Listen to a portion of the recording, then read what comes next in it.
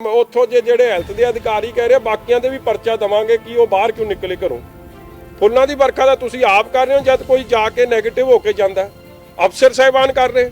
ਉਹ ਜੋ ਰਿਪੋਰਟ ਆ ਗਈ ਉਹ ਰਿਪੋਰਟ ਦੇ ਹਿਸਾਬ ਨਾਲ ਅਗਲੇ ਨੇ ਤਾਂ ਖੁਸ਼ੀ ਮਨਾਉਣੀ ਹੈ ਜੀ ਉਹਦੀ ਰਿਪੋਰਟ ਨੈਗੇਟਿਵ ਆ ਗਈ। ਸੋ ਇਹ ਜ਼ਿੰਮੇਵਾਰੀ ਕਿੱਥੇ ਫਿਕਸ ਹੁੰਦੀ ਹੈ? Who is to blame? Nobody else but the health minister ਦਾ ਜਰਨਲ ਇੰਚਾਰਜ। ਸਾਰੇ ਦੇਸ਼ 'ਚ ਸਭ ਤੋਂ ਮਾੜੀ ਪਰਫਾਰਮੈਂਸ ਇਸ ਜ਼ਿਲ੍ਹੇ ਦੀ ਆ, ਪੰਜਾਬ ਦੀ ਆ ਰਹੀ ਆ। ਗਵਾਂਢੀ ਸੂਬਾ ਹਰਿਆਣਾ, ਮੈਂ ਅੱਗੇ ਹੀ ਗੱਲ ਕਰ ਚੁੱਕਿਆ, ਉੱਥੇ ਰਿਕਵਰੀ ਰੇਟ ਵੀ ਵੇਖ ਲਓ ਕਿੰਨਾ ਵਧੀਆ 73%, ਔਰ ਉੱਥੇ ਡੈਥ ਰੇਟ ਵੀ 1%। ਕੌਣ ਜ਼ਿੰਮੇਵਾਰ ਹੈ? ਰਿਸਪੌਂਸਿਬਿਲਿਟੀ ਫਿਕਸ ਕਰੋ ਹਰ ਗੱਲ ਦੀ। This is no time to play with people's life. ਇਹ ਲੋਕਾਂ ਦੀ ਜ਼ਿੰਦਗੀ ਨਾਲ ਖੇਲਣ ਦਾ ਸਮਾਂ ਹੀ ਨਹੀਂ ਹੈ। ਸਭ ਹਾਈਐਸਟ ਡੈਥ ਰੇਟ ਪੰਜਾਬ ਦਾ, ਰਿਕਵਰੀ ਰੇਟ ਲੋਐਸਟ। ਕਦੇ ਟੈਸਟ ਨੈਗੇਟਿਵ ਆ ਰਿਹਾ ਫਿਰ ਪੋਜ਼ਿਟਿਵ ਆ ਰਿਹਾ, ਮਜ਼ਾਕ ਬਣਾਇਆ ਪਿਆ। ਸ਼ਰਧਾਲੂ ਪਹਿਲਾਂ ਆ ਰਹੇ ਆ, ਚਿੱਠੀ ਬਾਅਦ ਚ ਨਿਕਲ ਰਹੀ ਹੈ ਡੀਐਸਸੀ ਨੂੰ ਕਿ ਜੀ ਇਹਨਾਂ ਨੂੰ ਚੈੱਕ ਕਰਕੇ ਘਰ ਭੇ, ਮਜ਼ਾਕ ਬਣਾਇਆ ਪਿਆ।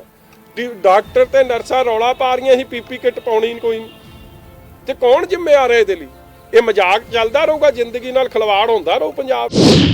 ਅੱਜ ਵੀ ਬਾਰ-ਬਾਰ ਗੱਲ ਆ ਰਹੀ ਹੈ 247 ਕਰੋੜ ਰੁਪਈਆ ਆਇਆ ਹੈ ਜੀ, ਗਵਰਨਮੈਂਟ ਆਫ ਇੰਡੀਆ ਨੇ ਭੇਜਿਆ। ਮੈਂ ਅੱਗੇ ਗੱਲ ਕਰ ਚੁੱਕਿਆ ਕਿ ਉਹਦੇ ਤੋਂ ਕੇਵਲ ਤੇ ਕੇਵਲ 16% ਪੈਸੇ 40 ਕਰੋੜ ਜ਼ਿਲ੍ਹਿਆਂ 'ਚ ਗਿਆ ਹੈ ਕੋਵਿਡ ਦੀ ਲੜਾਈ ਦੇ ਖਿਲਾਫ, ਔਰ ਉਹ 16% ਚੋਂ ਕੇਵਲ 35% ਯੂਟਿਲਾਈਜ਼ ਹੋਇਆ।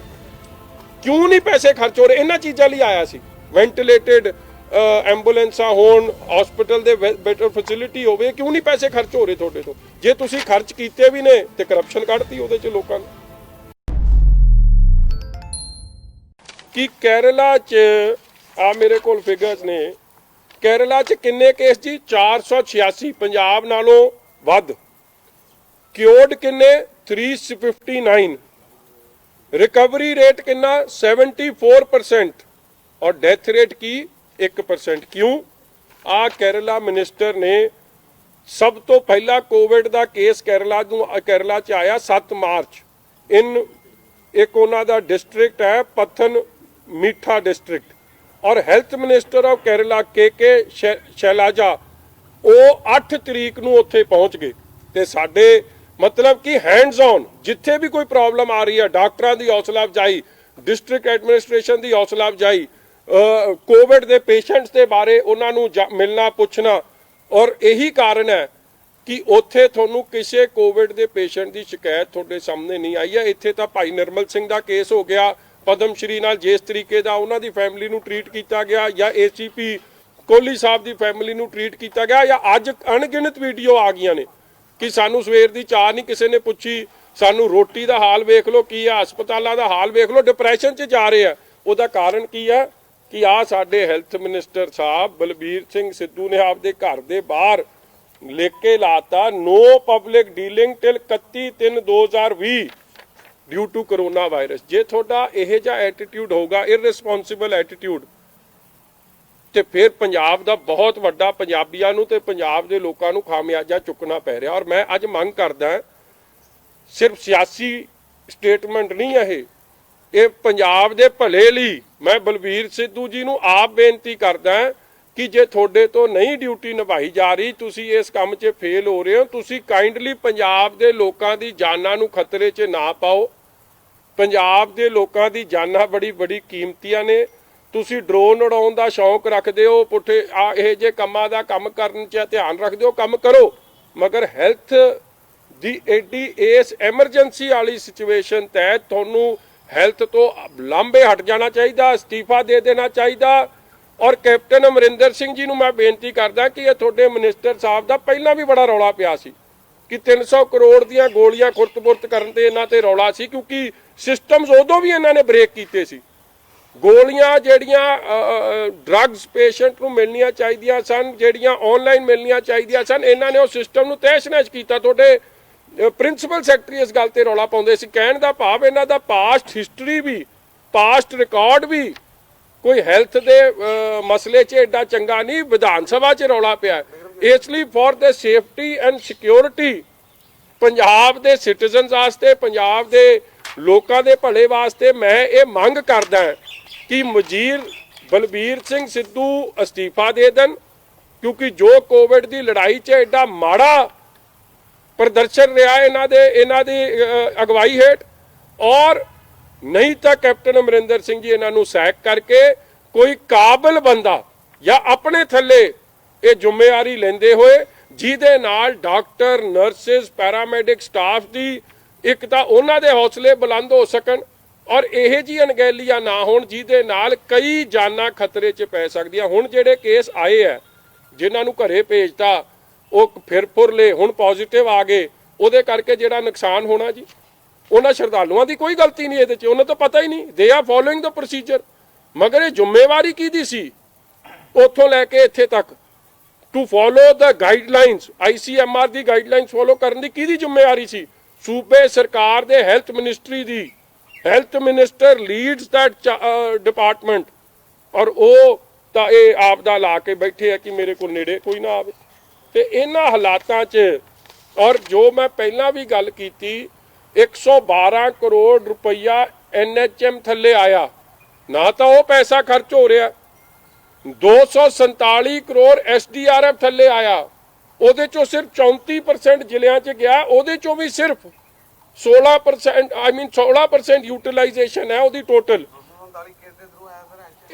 SDRF फंड ਜਿਹੜਾ ਆਉਂਦਾ जी टू फाइट कोविड जिस 'ਚ 6000 करोड़ ਪਹਿਲਾਂ ਦਾ ਪਿਆ, ਉਹਦੀ ਹੁਣ ਕਿਸ਼ਤ ਆਈ ਸੀ ਮਾਰਚ ਦੇ ਮਹੀਨੇ 'ਚ 247 करोड़, ਉਹਦੇ ਚੋਂ ਕੱਲਾ 35% ਜ਼ਿਲ੍ਹਿਆਂ 'ਚ ਗਿਆ और उस 35% ਚੋਂ ਕੱਲਾ 16% ਦੀ यूटिलाइजेशन हुई है।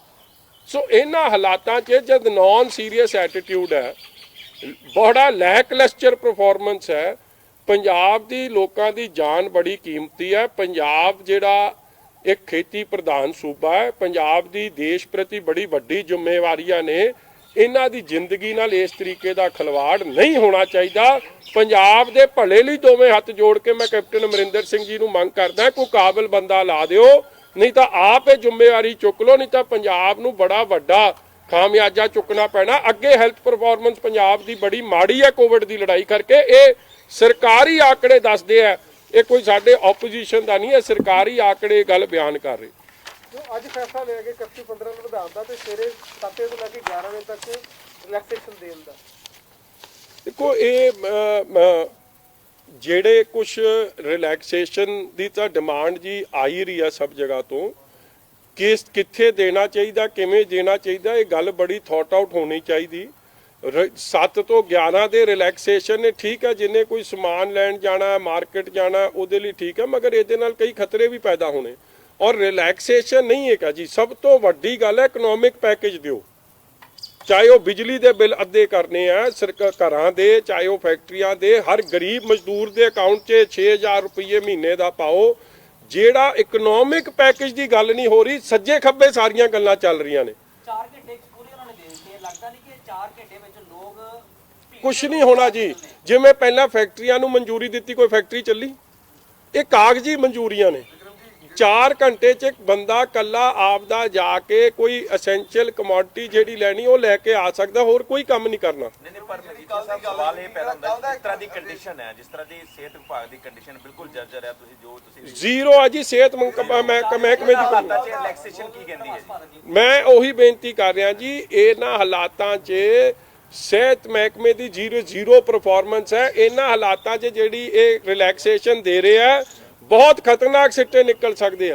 रिलैक्सेशन की मंग जरूर है, मगर जे proper precautions, proper systems in place नहीं होणगे तो हैल्थ महकमे का यही एटीट्यूड रहूगा, फिर तो जान नाल खेडण वाला काम हो रहा है और ਉਹਦੇ ਲਈ ਜ਼ਿੰਮੇਵਾਰ ਸਿੱਧੇ ਤੇ ਸਿੱਧੇ ਸਰਕਾਰ ਹੋਊਗੀ। मैं समझ ਜਿਵੇਂ ਕਿ ਬੜਾ ਸੀਰੀਅਸ ਇਸ਼ੂ ਉੱਠਿਆ ਸੀ ਸ਼ੁਰੂਆਤ ਤੋਂ ਪਿਛਲੀ ਬੱਸਾਂ 2 ਦਿਨ ਪਹਿਲਾਂ ਆ ਗਈਆਂ ਤੇ ਜ਼ਿਲ੍ਹੇ ਦੇ ਅਧਿਕਾਰੀ ਕੀ ਕਹਿ ਰਹੇ ਨੇ ਕਿ ਅਸੀਂ ਇੱਕ ਸਟੈਂਡਰਡ ਪ੍ਰੋਟੋਕਾਲ ਜਿਹੜਾ ਸੀ ਅਸੀਂ ਉਹਨੂੰ ਫੋਲੋ ਕੀਤਾ, ਸਾਨੂੰ ਜੋ ਹੁਕਮ ਆਏ ਸੀ ਅਸੀਂ ਤੇ ਉਹ ਕਰ ਰਹੇ ਸੀਗੇ। ਇਹਦਾ ਮਤਲਬ ਕਿ ਇਹਨਾਂ ਨੂੰ ਪਤਾ ਨਹੀਂ ਸੀ ਕਿ ਬੱਸਾਂ ਕਦੋਂ ਪਹੁੰਚ ਰਹੀਆਂ ਨੇ ਇੱਥੇ, ਉਹ ਜਾ ਕੇ ਆਪਣਾ ਹਾਲ ਵੀ ਨਾ ਦੱਸਿਆ ਹੋਊਗਾ ਕਿ ਅਸੀਂ 35 ਦਿਨ ਫਸੇ ਹੋਵਾਂਗੇ, ਕਿੰਨਿਆਂ ਨੂੰ ਮਿਲੇ ਹੋਣਗੇ।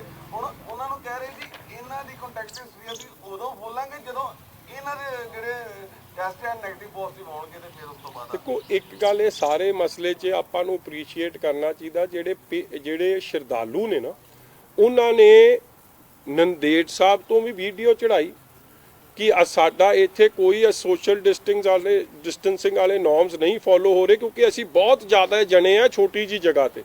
ਔਰ ਉਹ ਉੱਥੇ ਵੀ ਮੰਗ ਕਰਦੇ ਰਹੇ ਕਿ ਜਿਹੜੀ ਗਾਈਡਲਾਈਨਸ ਆ ਉਹਨੂੰ ਫੋਲੋ ਕਰਨ ਵਾਸਤੇ ਸਾਨੂੰ ਪਲੀਜ਼ ਸਰਕਾਰ ਮਦਦ ਕਰੇ, ਮਗਰ ਨਾ ਪੰਜਾਬ ਸਰਕਾਰ ਨੇ, ਨਾ ਕਾਂਗਰਸ ਦੀ ਸਹਿਯੋਗੀ ਜਿਹੜੀ ਸਰਕਾਰ ਮਹਾਰਾਸ਼ਟਰ 'ਚ ਚੱਲ ਰਹੀ ਹੈ, ਨਾ ਉਹਨਾਂ ਨੇ ਜ਼ਿੰਮੇਵਾਰੀ ਨਿਭਾਈ।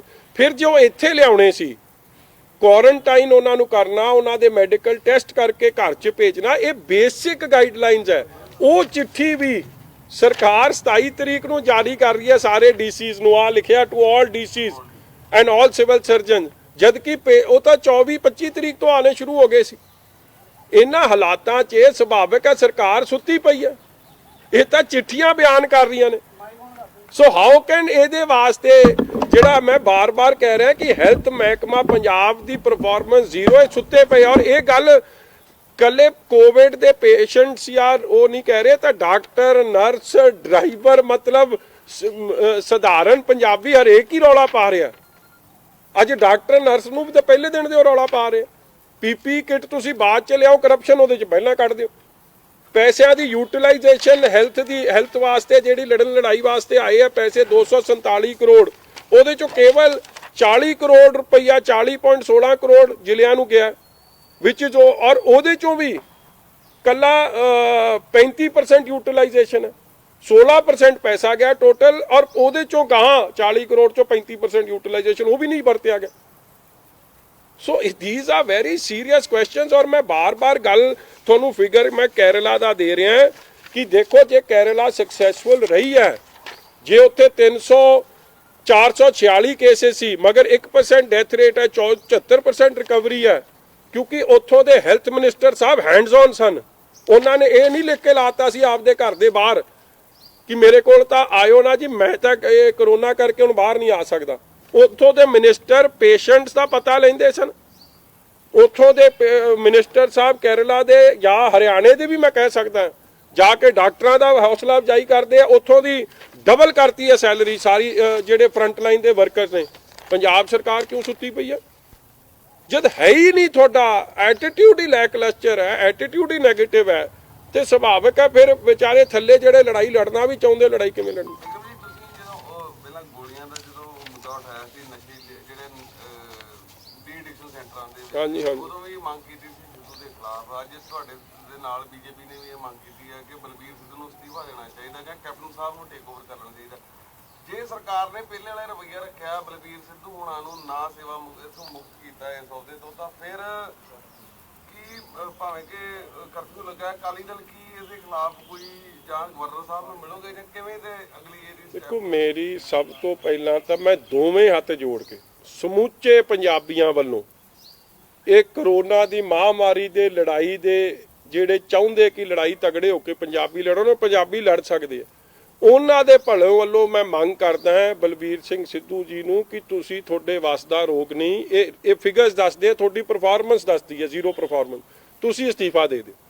ਜੇ ਹਲੇ ਵੀ ਇਹ ਕੁਰਸੀ ਨੂੰ ਚਿੰਬੜਨਾ ਚਾਹੁੰਦੇ, ਮੈਂ ਫਿਰ ਕੈਪਟਨ ਅਮਰਿੰਦਰ ਸਿੰਘ ਨੂੰ ਬੇਨਤੀ ਕਰਦਾ ਕਿ ਪੰਜਾਬੀਆਂ ਦੀ ਇੱਕ ਇੱਕ ਜਾਨ ਕੀਮਤੀ ਆ। ਭਾਈ ਨਿਰਮਲ ਸਿੰਘ ਦੇ ਪਰਿਵਾਰ ਦੀ ਪੁਕਾਰ ਸੁਣੋ, ਅਨਿਲ ਕੋਹਲੀ ਦੇ ਜਿਹੜੇ ਕੋਹਲੀ ਸਾਹਿਬ ACP ਸਾਹਿਬ ਡੈਥ ਹੋਈ ਆ, ਉਹਨਾਂ ਦੇ ਪਰਿਵਾਰ ਦੀ ਪੁਕਾਰ ਸੁਣਦੇ ਹੋਏ, ਬਾਕੀ ਕੋਵਿਡ ਦੇ ਪੇਸ਼ੈਂਟਸ ਦੀ ਪੁਕਾਰ ਸੁਣਦੇ ਹੋਏ, ਪੰਜਾਬ ਦੇ ਪੰਜਾਬੀਆਂ ਦੇ ਭਲੇ ਵਾਸਤੇ ਬਲਬੀਰ ਸਿੰਘ ਸਿੱਧੂ ਨੂੰ ਸੈਕ ਕਰ ਦੇਣ, ਜਾਂ ਕੈਪਟਨ ਅਮਰਿੰਦਰ ਆਪ ਜਾਂ ਸੋਨੀਆ ਗਾਂਧੀ ਕਰ ਦੇਣ। ਨਹੀਂ ਤਾਂ ਸੁਭਾਵਿਕ ਹੋਊਗਾ ਕਿ ਇਸ ਗੈਰ ਜ਼ਿੰਮੇਵਾਰੇ ਰਵੱਈਏ ਵਾਸਤੇ ਸੋਨੀਆ ਗਾਂਧੀ ਹੋਰੀ ਆਪ ਜ਼ਿੰਮੇਵਾਰ ਹੋਣਗੇ ਕਿ ਇਹ ਜਿਹਾ ਵਜ਼ੀਰ ਇਹਨਾਂ ਨੇ ਉਸ ਮੌਕੇ ਜਰਨੈਲ ਲਾਈ ਰੱਖਿਆ, ਜਿਹੜੇ ਜਰਨੈਲ ਦਾ ਇਹ ਸੀਗਾ ਕਿ ਮੈਂ ਆ ਕੋਵਿਡ ਦੇ ਕਿਉਂ ਕਰਕੇ ਮੈਂ ਆਪਦੇ ਘਰੇ ਆਪਦੇ ਆਪ ਨੂੰ ਨਜ਼ਰਬੰਦ ਕਰਨ ਲੱਗਿਆ, ਮੇਰੇ ਕੋਲ ਕੋਈ ਆਵੇ ਨਾ।